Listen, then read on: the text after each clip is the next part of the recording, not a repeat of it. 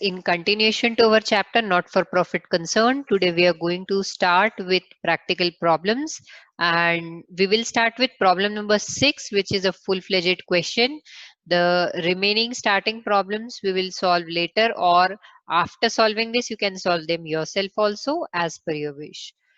Let's start. So here we have the question. We have to prepare accounts of a charitable hospital. So here we have Radha Krishna Charitable Hospital, Pune, and we have to prepare income and expenditure account for the year ended 31st March 2020, and we have to prepare balance sheet as well. We are provided with receipt and payment account for the year ended 31st March 2020. Okay. So we will take this receipt and payment account as a trading account. Okay. We all have done final accounts. So this is also final account of a not for profit organization. तो हम consider करते कि भाई ये कैसा है, kind of trading account है. तो हम क्या करते हैं, जैसे ट्रेडिंग अकाउंट में से फाइंड आउट करते थे कि कौन सी चीज P&L में जाएगी और कौन सी बैलेंस शीट में, उसी तरीके से हम फाइंड आउट करेंगे कि कौन सी चीज इनकम एंड एक्सपेंडिचर अकाउंट में जाएगी और कौन सी चीज बैलेंस शीट में. Then we have additional information, जिसके बेसिस पर हम लोग क्या करने वाले हैं, एडजस्टमेंट्स करने वाले हैं. Let's start. We have cash balance. तो जैसा कि हम लोगों ने फॉर्मेट डिस्कस करते टाइम बात किया था, तो cash balance, opening cash balance जो है कहीं पर भी रिकॉर्ड नहीं होगा. Then we have subscriptions. Subscription is income and is recorded in income and expenditure account. Similarly, donation, interest on investment and proceed from charity show. ये सारे ही हमारे रिसिप्ट जो हैं, ये हम कहाँ लिखेंगे, इनकम एंड एक्सपेंडिचर अकाउंट में. हाँ, अगर एडिशनल इंफॉर्मेशन में कहीं लिखा होगा कि इनमें से किसी चीज को कैपिटलाइज करना है, then only we will capitalise. Otherwise we record all the receipts in income and expenditure account. Okay.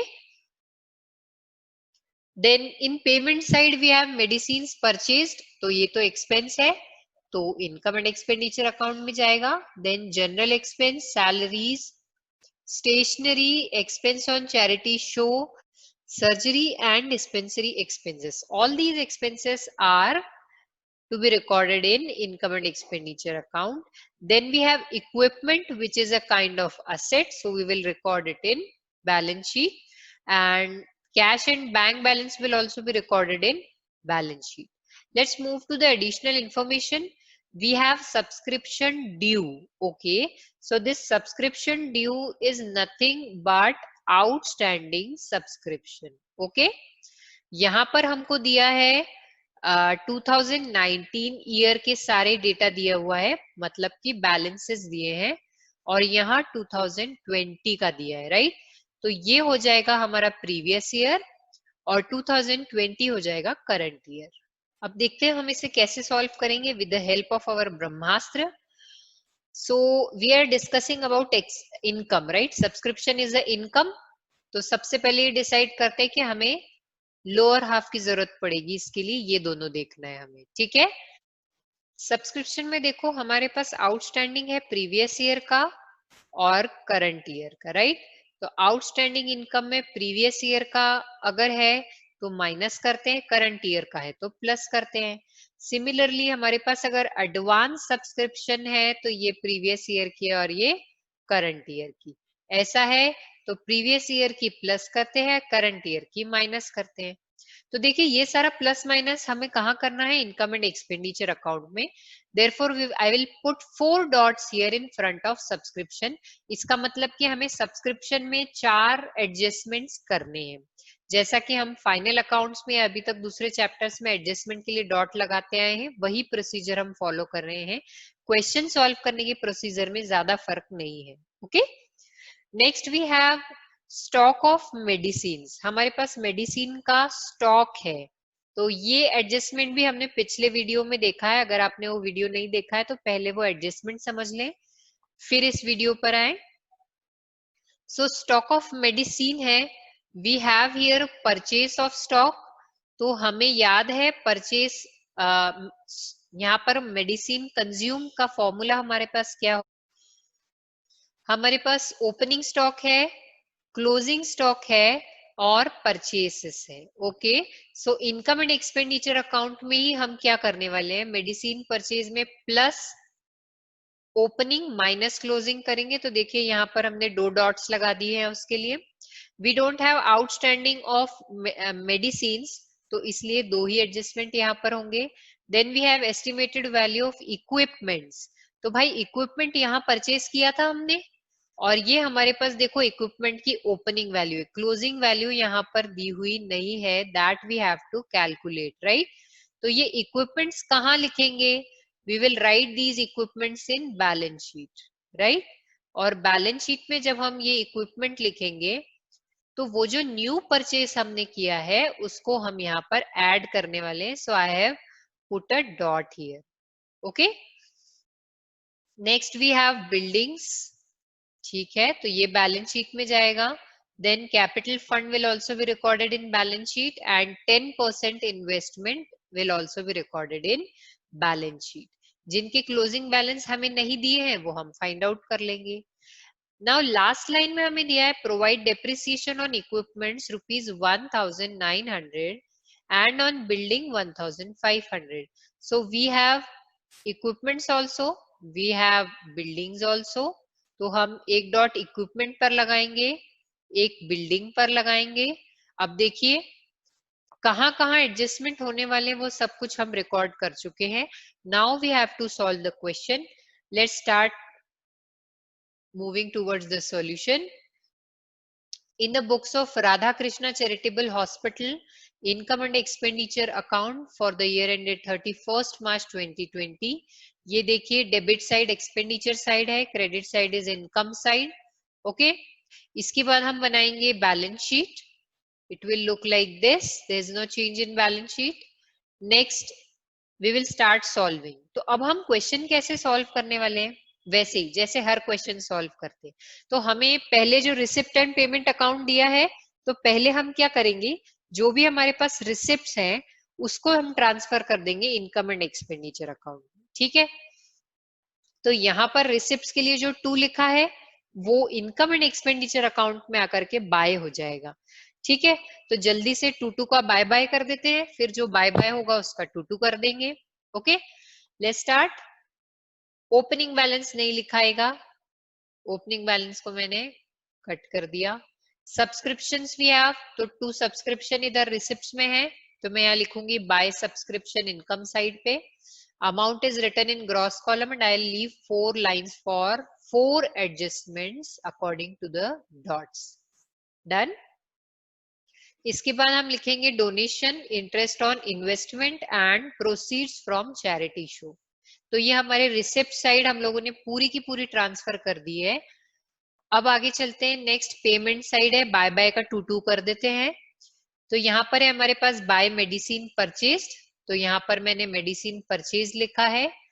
यहाँ पर 2 डॉट्स मैंने लगाए हैं, तो 2 लाइन यहाँ पर मैं छोड़ देने वाली हूँ। Next general expenses we have salaries, stationery, expense on charity show and surgery and dispensary expenses. Expenses मैंने सारे रिकॉर्ड कर लिए हैं इनकम एंड एक्सपेंडिचर अकाउंट में। What remaining is equipment and balance of cash and bank. All these will be recorded in the balance sheet. चलिए अब balance sheet की तरफ चलते हैं। तो बैलेंस शीट में हम इक्विपमेंट्स यहाँ पर लिख लिया है मैंने, उसमें ऐड करूंगी मैं न्यू इक्विपमेंट्स जो कि यहाँ पर लिखे हुए हैं, राइट। इसके अलावा cash in hand and cash at bank, जिसमें यहाँ पर कोई भी चेंजेस नहीं करना है, उसे मैं डायरेक्टली नेट कॉलम में लिख रही हूँ। ये आप सब लोग जानते हैं, इतने दिन से जो वीडियोस देख रहे हैं उसके अकॉर्डिंग। अभी आगे चलते हैं। Next what we have to do, adjustments की तरफ चलें। Yes, so first adjustment is about subscription due. तो हमारे इस पैटर्न के अकॉर्डिंग हमें ये यूज करना है इनकम वाला पोर्शन। आउटस्टैंडिंग ड्यू ये हमारा प्रीवियस ईयर है, ये हमारा करंट ईयर है। चलिए करंट ईयर का आउटस्टैंडिंग देखते हैं। 350 है करंट ईयर का आउटस्टैंडिंग, तो यहाँ पर करंट ईयर का आउटस्टैंडिंग होगा तो क्या करेंगे, ऐड करेंगे। So we will add outstanding of current year 350। एक बात और हमने डिस्कस की थी, कोई भी एडजस्टमेंट अगर करंट ईयर का होगा तो उसके डुअल इफेक्ट होते हैं, लेकिन अगर कोई भी एडजस्टमेंट प्रीवियस ईयर का होगा तो उसका सिंगल इफेक्ट होगा। ये एडजस्टमेंट करंट ईयर के लिए है तो इसका डुअल इफेक्ट होगा। Let's give the second effect and it will be recorded where outstanding है करंट ईयर का, इनकम रिसीव होना बाकी है तो हमारे लिए एसेट होगी, it will be recorded in asset side. Done. Then next we have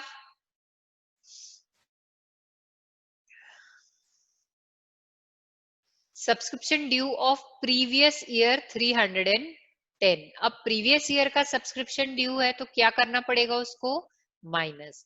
so let's reduce outstanding of previous year 310। Okay, तो मैंने यहाँ पर इसको भी कंप्लीट कर दिया है, तो 2 पॉइंट हमारे पूरे हो गए हैं। तो इसके बाद नेक्स्ट चलते हैं हम। हाँ, एक बात और, प्रीवियस ईयर का बैलेंस शीट में कोई इफेक्ट नहीं होगा, single effect we have already given. अभी हमारे पास एडवांस सब्सक्रिप्शन, तो एडवांस सब्सक्रिप्शन प्रीवियस ईयर का 600 है। प्रीवियस ईयर का एडवांस इनकम अगर होगा तो उसको प्लस करेंगे, तो यहाँ पर मैंने ऐड किया है advance of previous year.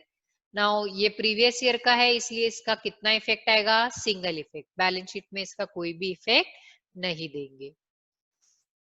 Then we have current year advance 150 rupees that will be reduced, इसके अकॉर्डिंग वो माइनस होगा, तो उसको हम क्या करने वाले हैं, advance of current year 150। Net amount हमारे पास आ गया 52,490। करंट ईयर का जो हमारा एडवांस है इसको हम क्या करने वाले हैं, सेकेंड इफेक्ट देने वाले हैं बैलेंस शीट में। नाउ इनकम है पहले से रिसीव हो गई है, तो अब हमको सर्विसेज देने की लाइबिलिटी बनती है, तो ये लाइबिलिटी साइड में आएगा 150 रुपीज। यहाँ मैंने लिखने से पहले कुछ लाइंस छोड़ी है, क्योंकि कैपिटल हम हमेशा बैलेंस शीट में सबसे पहले ही रिकॉर्ड करते हैं, तो यहाँ पर भी हम कैपिटल सबसे पहले ही रिकॉर्ड करेंगे। ओके, नेक्स्ट अब आ जाती है हम स्टॉक ऑफ मेडिसिन पर। So we have opening stock of medicine, we have closing stock as well. Previous video में हमने जो एडजस्टमेंट देखा था उसमें हमने फॉर्मूला पढ़ा था purchase plus opening minus closing, तो वही हम यहाँ पर अप्लाई करने वाले हैं। We have medicine purchase, add opening stock 8,000 less closing stock 11,000, net amount is 38,000। जैसा कि हमने डिस्कस किया है, तो जो ओपनिंग स्टॉक है ये तो प्रीवियस ईयर का है, राइट, और प्रीवियस ईयर के लिए हम कोई भी सेकेंड इफेक्ट नहीं देते हैं, बट जो क्लोजिंग स्टॉक करंट ईयर का है उसके डुअल इफेक्ट आने चाहिए, इसलिए इस क्लोजिंग स्टॉक का सेकेंड इफेक्ट हम कहाँ देने वाले हैं, ऑफ कोर्स बैलेंस शीट में, असेट साइड में। Next we have estimated value of equipments. तो देखिए इक्विपमेंट्स में हमने परचेसेस यहाँ ऑलरेडी लिख रखी है। सो हमारा प्रीवियस ईयर का कितना है amount, 15,000, that we have recorded here. Now we have left one more line because we are having two adjustments and out of two we have done only this adjustment, second one is still remaining. Next we have building 40,000 rupees, so building will be recorded in balance sheet asset side. देखिए मैंने gross column में record किया है because we have adjustment here. Then we have capital fund and 10% investments which is recorded in their respective places. Capital fund में अभी surplus deficit एडलेस होगा तो इसलिए मैंने यहाँ पर एक लाइन छोड़ दी है। Let's move to the last adjustment, that is depreciation on equipments 1,900 and building 1,500। तो इसका हम लोग डेप्रिसिएशन अब चार्ज कर देते हैं। पहला इक्विपमेंट पर है, सो इक्विपमेंट्स पे डेप्रिसिएशन चार्ज कर देंगे हम, और बिल्डिंग पर चार्ज कर देंगे। तो ये हो गया हमारा डेप्रिसिएशन वाला point complete.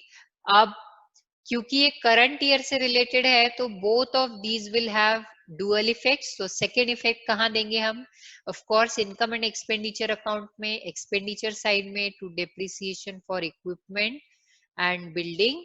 So total depreciation is 3,000 400 rupees. So we are done with all the adjustments. Now what we have to do, we have to close the income and expenditure account. We will make a total of income side, that is 88,520. Then we'll make a total of expenditure side that you are going to make yourself, minus the total of income side from the total of expense side, and you will get a surplus of 15,820. Now we will transfer this surplus to the balance sheet. We will add it in the capital fund, and our total capital is 1,86,760. Done. I hope आप लोगों को ये question easy लग रहा है, क्योंकि इसमें final account जैसा ही है, बहुत ज्यादा डिफरेंस नहीं है. Still you have any problem, you write in comment section. So this way we are done with our question number 6. In next video we are going to see one more method of adjustment of subscription. So stay tuned till our next video, and of course like, share, subscribe my video, and press the bell icon so that you can get the notifications. Thank you so much.